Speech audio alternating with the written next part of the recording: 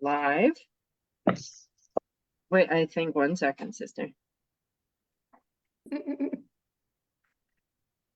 It says it's streaming live now. Yes, we are live now. All right. All right. Welcome, everybody. I know we posted this meeting. Hold on 1 second, meeting. Okay, got it.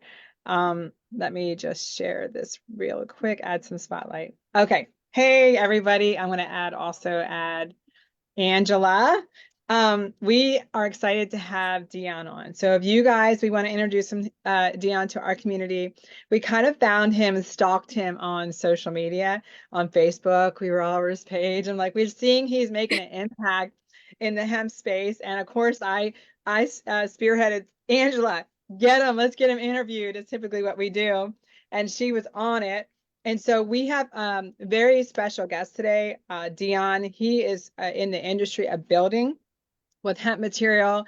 And so we're happy that he has agreed to come on today and kind of share his story. What got him into this? What is he doing to impact? I see he teaches also courses on building with hemp.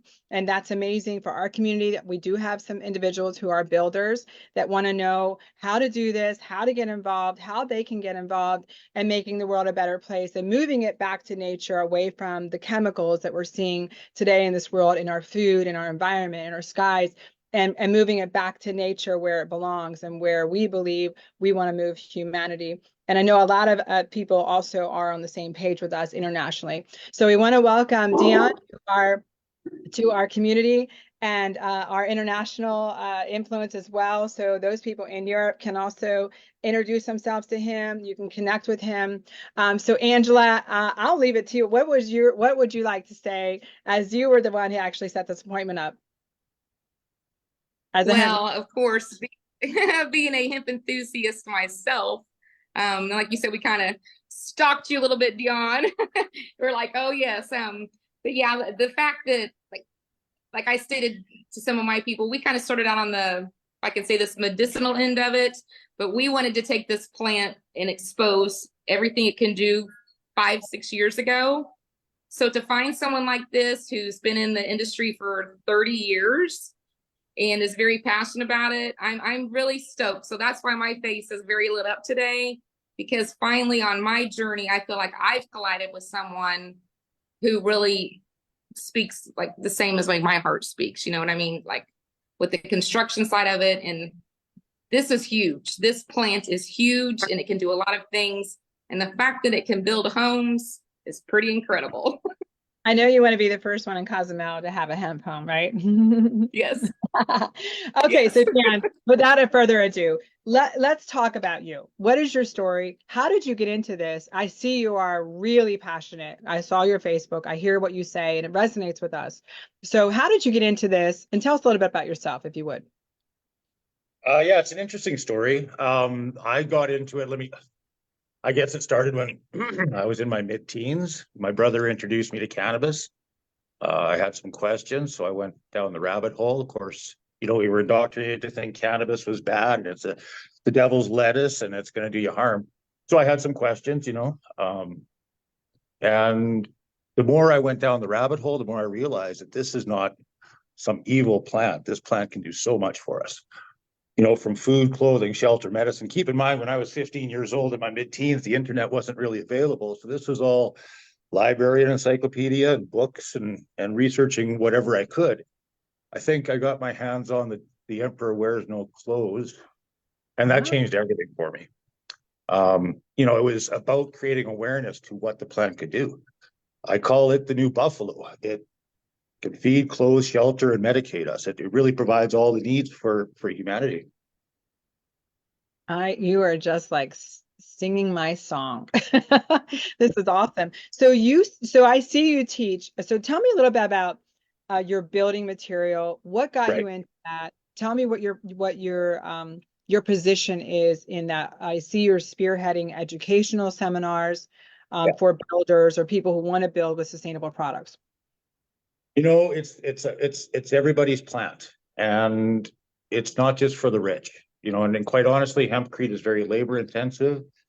It can be very costly. Precast materials can be very costly. So for me, it's about letting everybody have the opportunity. You know, if you're not rich, you got to be crafty. So teaching people how to do it, I think, is the best way to get people. First of all, teaching people the benefits, and then teaching people how to do it themselves. You know, it's not that difficult. With a few basics, quite honestly, a few days of training, and you'll feel comfortable doing it yourself. So that's what it is. It's about empowering communities. It's about empowering the farmers. It's about empowering our people, really, to take ownership of their own destiny. That's amazing. So what is so far your biggest accomplishment, do you feel, as an advocate of this plant? Wow. Wow. That's a loaded question. My biggest achievement. Well, I think my house was probably my first big achievement. You know, against all odds and against my dad called me crazy. My son called me crazy when I told him I was going to build a house out of hemp. And at the time, nobody had ever done that where I'm from. It was really unheard of. So I got, you know, somewhat ridiculed from even my own family. But now they're my biggest fans. They've been in the house, they've seen the house, they've experienced it. It was a big risk. I put my life savings into it, but the rewards are there. It's an amazing home, and it's basically a business card or a living, breathing demonstration of what hempcrete can do. So is your community aware of what you're spearheading there? Oh yeah. I had some pushback from the community at first. I had a stop work order put on my house. I had to go into negotiations, present to my council a couple times. It got pretty dicey. I was threatened with a boatload of fines because it wasn't inspected. I didn't get a permit. It wasn't inspected. You know, so I did try to sidestep a few of those legalities and regulations by building a tiny house. That was my first house, so it's mobile, or what I call semi-mobile. Not a weekend cruiser by any stretch, but it can be moved. And ultimately, I did get them to side with me, and it is permitted. And thankfully, I mean, who's going to inspect a house? Who is going to inspect it? How can you inspect something that which has never been done before? Who's going to inspect it, right? So, you know, my case was, hey, we are humans. We have a right to evolve. We have a right to explore, experiment. It's non-biological, non-hazardous material.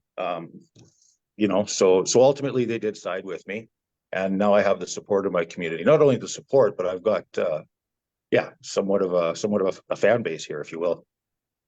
That's awesome. So let's explore that a little bit. What do you think was pivotal in getting them to understand what you're doing and why it's best for the future and humanity? How were you able to do that with some staunch politicians? Well, you know, I live in a Staunch very and unique area. ignorant.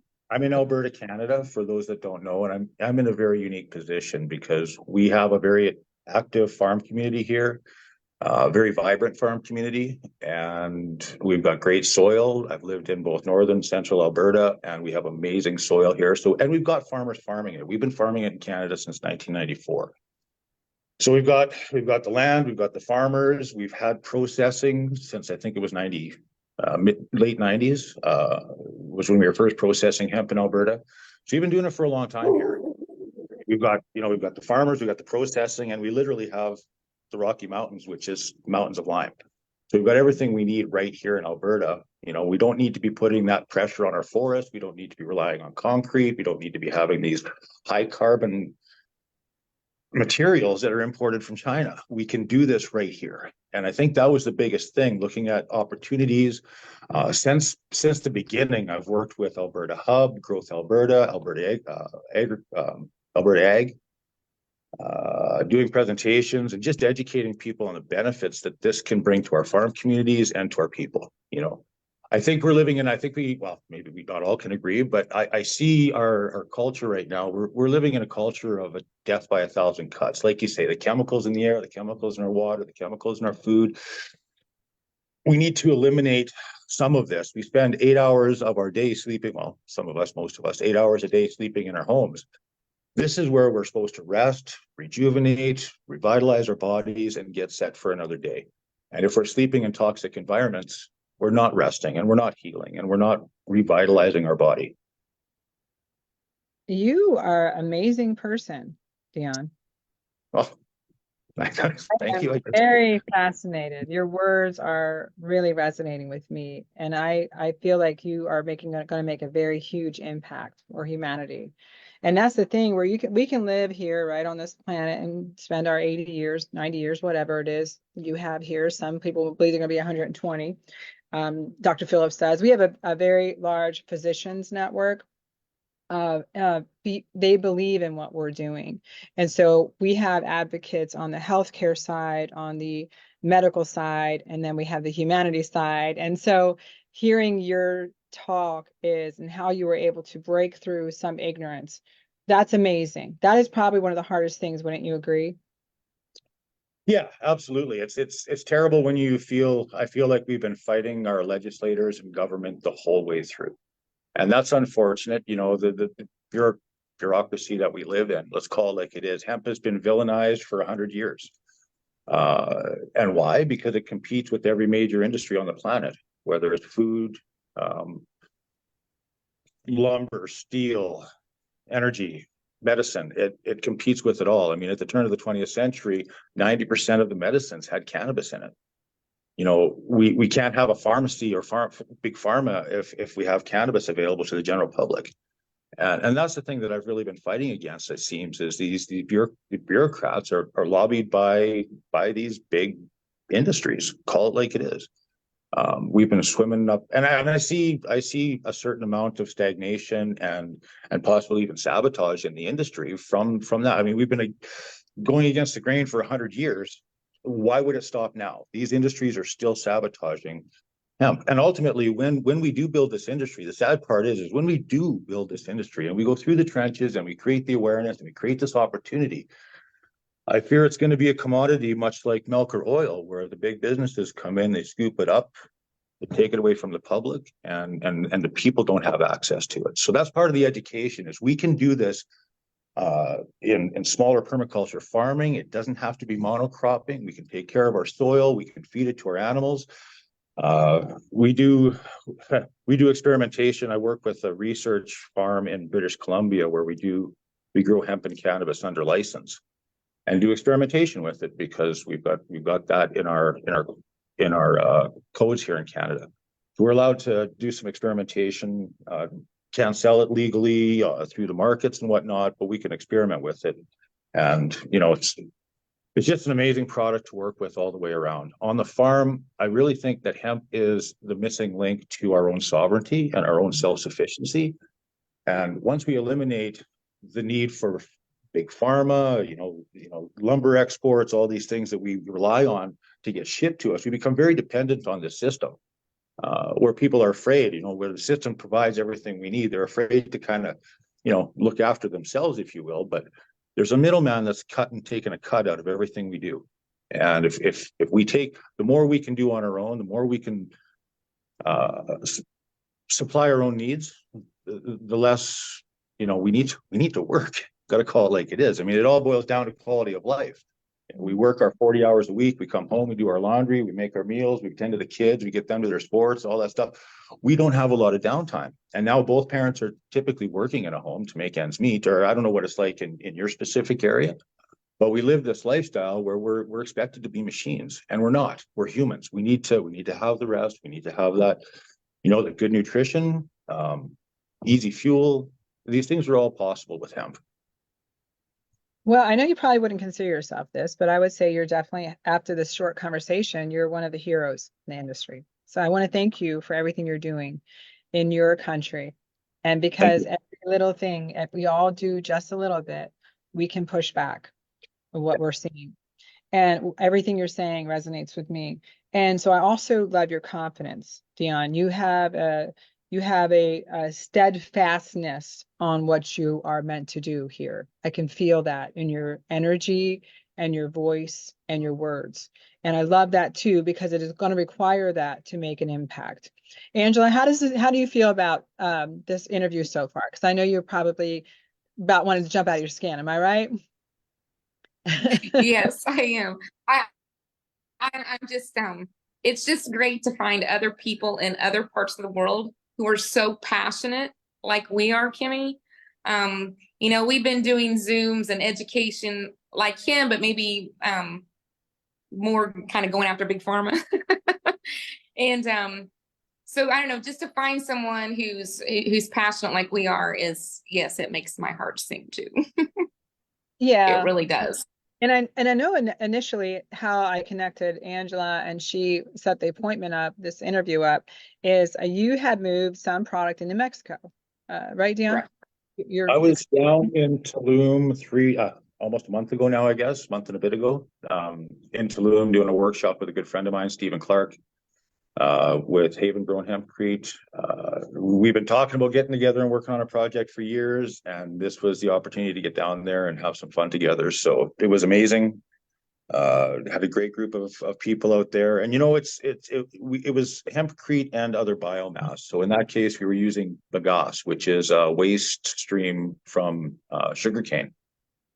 So it's about using what's available in your local area. We don't need to be trucking hemp from Europe or Canada into Mexico. We have a high cellulose material right there that works just as well. In fact, for their environment, I would say it even works better. It provides a better thermal mass. You can condense it tighter. It's a waste product. So, which creates a health hazard in their area. So having somebody that can use this material in Mexico it's amazing. Dude, you're amazing. Oh my goodness. You're amazing. Oh wow. We gotta have you back. Like, you're blowing my mind, Dion. Like, this is so refreshing to hear your words, because sometimes, doesn't it feel sometimes, Dion, that you feel like you're a lone voice in the wilderness but you're like, but I'm not gonna stop. And then you meet someone like yourself and it's like, okay, Dion, just keep going. We just keep going. We know we're doing the right thing, right? Well, I say persistence beats resistance. Call it like it is. I've thought of giving up many times, but I just pick up and keep on going. It's a challenging industry. Not only do I see industry sabotage, but there's people see it as a cash cow, so they get in there thinking they're going to get some quick cash and get out. There's a greed involved with it. I see a big transition from the CBD industry. When that kind of fell through, there was a lot of people that transitioned into the fiber market, and there's still this get rich quick ideology out there. And I laugh at it, because there is no get rich quick in hemp, period. It takes a lot of work. It takes a lot of skin knuckles and bruises and sweat and tears. And trust me, I've had them all. It's a tough industry because we've got all that resistance. But I look back over the years, I've been at it, hempcrete specifically for 13. I look back and wow, we've come a long ways. We have come a long ways. I can go to the store and pick up, weed in Westlock here. I'm shipping a pallet of bricks down to the States here tomorrow. So to be shipping a block of hemp or cannabis to the US legally, we've come a long ways. I've built houses in multiple different provinces here in Canada. I've got a project out in Florida, I did one in Nebraska last year, education in Chicago, and coming up in Oregon this weekend. People are hungry for this knowledge. They want to learn. They want to make a difference and add to that. Those changes that we've seen over the last 13 years have been incredible. The legislation, the work that's been done, the USHBA and what they've done here this last year has been amazing. And I've always said, we've been watching, and Canada's been doing this since the mid 90s, but it's pretty slow going. We've all been kind of watching the States and hoping they jump on, and knowing that they're there now. I mean, the Americans don't do anything small, so things are gonna blow up. Well, we want to help you be part. We want to help you be part of helping US. I live in Florida, and then my Angela's in Mexico, but we have a lot of networks in Florida as well. Our doctors are also from Florida. They're gonna love this talk. They're gonna love knowing who you are, And I wanted to bring some highlight to you, Dion, because sometimes it feels good, right, to have someone connect in the spirit of humanity together and push away from what we're seeing with chemicals. And then I remember being in Oregon for my nephew's wedding, and I went to the top of this mountaintop. The whole mountaintop was cleaned clear of lumber, for lumber. All the trees were wiped clean. And I thought to myself, what's wrong with this picture when hemp can do that? And so I love what you're doing. I saw what you're doing, and I want to bring awareness to you because I think in America there isn't enough education. And why I brought you on is I didn't know you were from Canada initially until I looked on your page. And so we want to help you be part of spearheading some education here and just getting awareness out. So I feel like this is the first of many things that we'll be doing together. And we have some pretty significant influence behind us, and I want to be able to use that for good. And so where do you see the future? I mean, if you were to your perfect dream world, what would you see, Dion? Would you like to see for humanity? Perfect dream world. You know, I want to see decentralized production. That's my vision, even with the blocks that I do. So it's about education, enabling communities to really take control of their own sovereignty and their own resiliency. You know, we saw through COVID, we rely on foreign supply chains, and we're in big trouble. So I think education is a big part of things, a huge part of things for me. Workshop training. You know, I got other friends and colleagues that are like, oh, these workshops, we're just training our competition. That's good. Let's train the competition. Let's get, you know, that's the biggest way we can make change, is to get them aware, give them the proper information, get them what we know so they can take it to the next level. I mean, you know, I'm pushing 50 here pretty soon. And I've got what, 20 good years left in the field, maybe. I don't know if I can push 70. That's not a lot of time. That's not a lot of time. What do I think? I'm going to get a big factory and squirrel my nuts away and then live in a big house? It's about education and quality of life for me. So yeah, I'd like to travel down south. I'd like to come back to Tulum in the wintertime, do some more workshops, get some more sunshine, and get out of Canada for a little bit. But I want to make a big impact here. I see a huge need with British Columbia, much like California, it suffers fires every year. We have major displacement. I've had some major fires here in Alberta. Slave Lake was burnt terribly 10 years ago or 15 years ago at Fort McMurray, not that long before. So I want to make an impact here as well with education, but also product supply, material supply. I'm well connected with, with manufacturers and processors, farmers. I've been doing this for a long time. I can help people make that connect, consulting on different projects, even business plans. You know, I'm doing some work down in South Carolina, and they've got a business plan that they're putting together that I'm helping them explore and work on. Same thing with Oregon. We've got some great relationships starting to build this decentralized platform of education and material and product supply. The blocks are great, but I can't be shipping them all over the world. I don't want to be shipping them all over the world. It's counterproductive to what my goals are. There's other companies, there's people down in the US that are using blocks out of Europe. You know, we're trying to make a difference with that carbon footprint, if you will. We got to get off that European and Chinese boob, so to speak. I love that too. Empowering people, I would say, is the most important thing you can do before you leave this planet. So tell me your relationship with hempcrete. So hempcrete, I've been, like I say, hempcrete specific for 13 years. My goal there was because it was such an underutilized part of the plant to bring awareness to its use, especially in my farm community.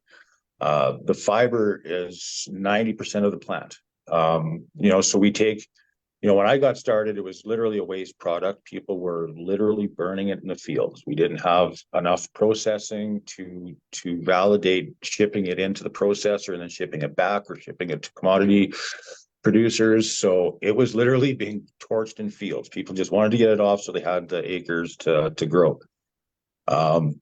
So my highlight there was to say, you know, I can take the waste of the plant after we're done taking the medicine and the seeds and the flower and you know, some cases you can even use the roots medicinally. But once you take all of everything away from the plant, I call it the new buffalo because there's nothing that should be wasted.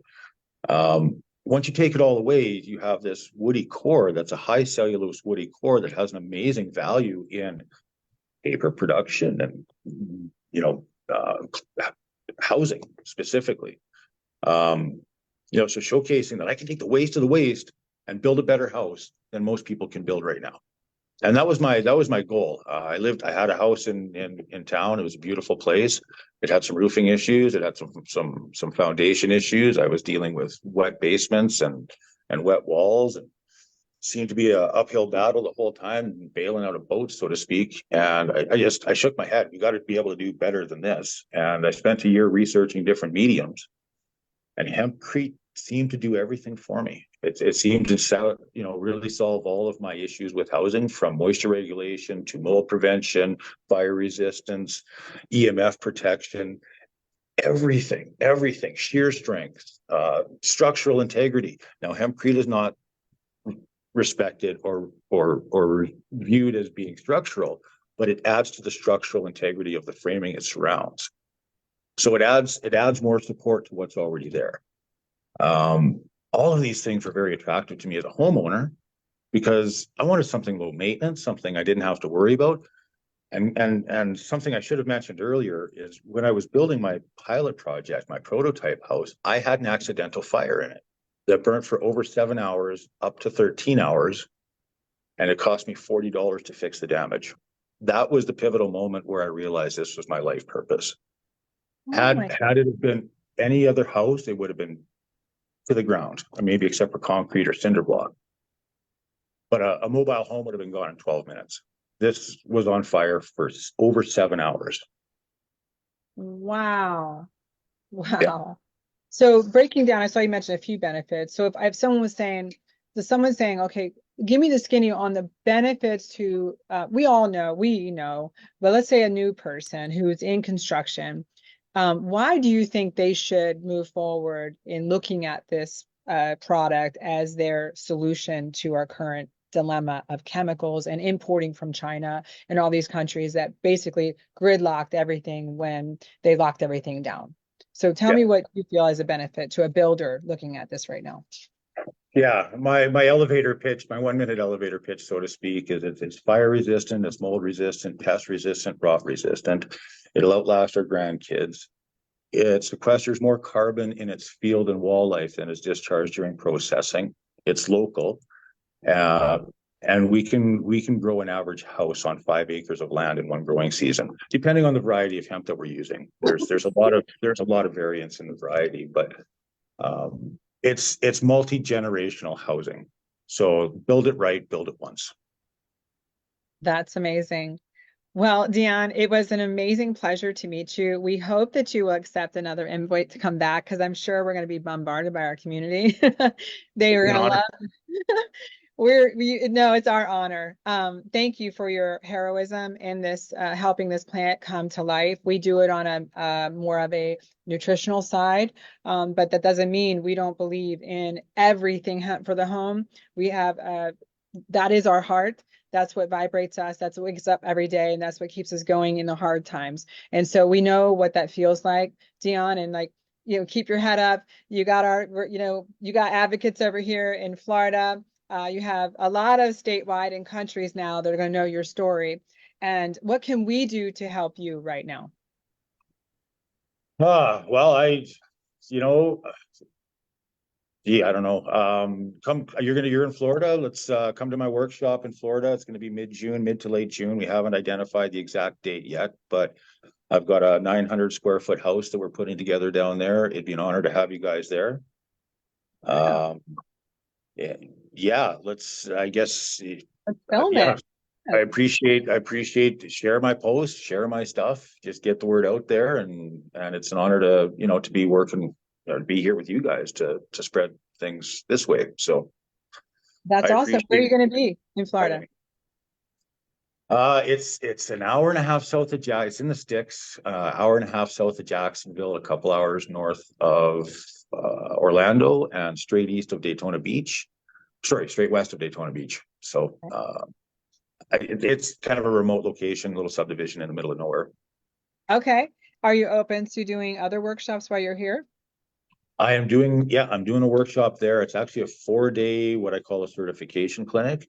So we teach all the nuts and bolts of hempcrete, from different framing options, shuttering options, formulas, mixed formulas for different applications. And then we're going to be installing the DeVita block, which I invented a couple years ago. I guess I released it 4 years ago now. So it's a block that fits into conventional framing. So we're going to be teaching people how to install that. I'm not selling these to the general public. I'm only selling these to people that are either certified to install it commercially or have taken the clinic to install it for themselves. So and yes, I'm definitely open to doing some talks down there. I think it's going to be mid-June that I arrive, and I think I'm down there for 10 days or a couple of weeks. So I'd be happy to meet you. And Yes, let me see what I can do on my end here in Florida, because I do know that Florida, we have a lot of agriculture. I know that I'm connected with somebody who's very influential politically in the hemp space. I'm going to reach out to him and see what we can do together. Dion, it was an honor and a pleasure to interview you today, and I hope to have you back. Angela, thank you for setting this up. You are always our advocates. We love you, and you are known for Hemp Me Up. She has a gazillion followers on TikTok. And so, because she's such a believer in this. So, Dion, I have a question, Kimmy. Yes, go ahead. Yes, Yeah. go ahead. Okay, one of our Marta apps. You cut out, Currently. Sarah. You cut out. Do you know any European suppliers for building with hemp right now, currently? Absolutely. This was revived actually in Europe in the 80s. Actually, hempcrete is not new. It's been around forever. In fact, the Great Wall of China is built with a very similar material, and so is some buildings left from the Roman era. So they've been using this for a long time. The Europeans kind of revived it in the 80s. The French started it out, and they're actually further advanced than we are here in North America. Just like everything, just like fashion, food, and music, we're about 10 years behind the Europeans. So they've been growing it, processing it. The French are kicking butt. I've got some associates down there. Steve Allen is Irish. He literally wrote the book on hempcrete. I most consider him the godfather of hempcrete, or the godfather of hempcrete. Yeah. So there's Steve Allen in Ireland, Alex Sparrow in Europe, or in I think he bounces back and forth between France and Britain. William Stanwix, Sergei Kovalenkov, he's Ukrainian. There are some people in Europe. I would definitely love to come over there and help on a project if you want to bring me over there. I'd love to work with any of those guys. But yeah, the Europeans are definitely taking away. And I know I've missed a bunch of guys that I know out in Europe, but those are the people that I know the best. That's awesome. You can set up an appointment. We can interview them as well, because we have a very large European network. Marta lives in Sweden. We have Hungary, Norway's coming on board. We have Austria, and we have hemp. The reason why we're here is Alex Grapov he's our hemp visionary officer. He's very connected in the hemp space, and he's going to love this interview. So we're going to share this with him. He's the reason why we're here. He shared his heart and the vision for hemp 7 or 8 years ago. And then we all moved forward. And then it's just like, that was it. We're like, we got to bring hemp to humanity. So we love what you're doing in the industry. And I love that let's find a way we can collaborate and help you get this knowledge out there, and help the push away from what we have seen our entire life in the direction that we see industries going, where they're chemicals, and it just doesn't make sense to me what's happening, and I want to stop it, or at least make change. So I love what you said. Persistence beats resistance. So remember that, everybody. Let's be persistent. We love you all. Thank you, Dion. We're going to have you back if you would honor us for another interview. It's a pleasure. Yeah, please, if your viewers want to check more information, you can find my website at 8th Fire Innovations. 8th.com. So that's the number 8th, 8thfireinnovations.com. And yeah, check into the 8th Fire Prophecy as well, because I think this is a big part of our transition. I love it. Okay, so we're going to get that link. We'll put it in the comments, guys. Tune in. Angela, anything you want to say before we close out? No, just thank you, Dion, for taking the time out, and Kimmy for dragging me along 7 or 8 years ago. I didn't have to drag you, girl. Well, we're going to make an impact in Mexico too, because you got a huge advocate over there, Dion. So it's been a pleasure and an honor. We'll see you back here hopefully soon, and then we'll do what we can to get your information out there to our group. And thank you for the immense knowledge you gave us today. It was amazing. Hey, thanks for having me. Keep rocking, Okay. guys. All right, take care. Thank you. Yeah. Yeah. Bye-bye.